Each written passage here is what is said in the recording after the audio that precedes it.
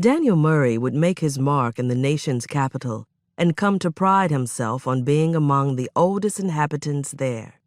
But he likewise identified as an old Marylander.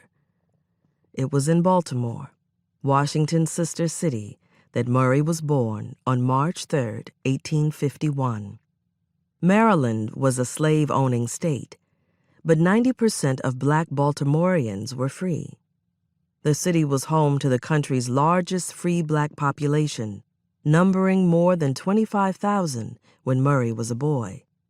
Murray always emphasized the fact that he had been born to free parents, never directly referring to his father's history as a slave. George Murray was a bright mulatto from the eastern shore county of Queen Anne's, born in 1775 by his own reckoning. George's mother was a slave, and his paternal progenitor a white man of Scottish ancestry. George was enslaved on the farm of William Hopper, a merchant as well as a farmer. Hopper was a prominent citizen in county affairs and served in the Maryland legislature.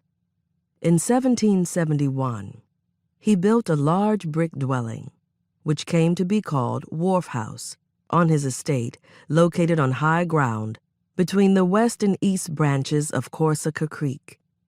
This was about 2 miles from what became Centerville, the county seat. He was one of the original commissioners. In 1788, Hopper, the owner of 59 slaves, was declared insolvent. He managed a financial recovery and by 1803, 3 years before his death, had repurchased 21 of those slaves, George Murray included. Murray was manumitted by Hopper's widow, Anne Cox Hopper, in 1810. She gave his age as 43, much inflated, and referred to him as "my Negro man George, who calls himself George Murray." His emancipation was contingent on payment of $100. If Murray raised the sum himself, he, in essence, bought his own freedom. He did not move to Baltimore for 2 decades. Employed by his former owners, he might have stayed because members of his family were still enslaved.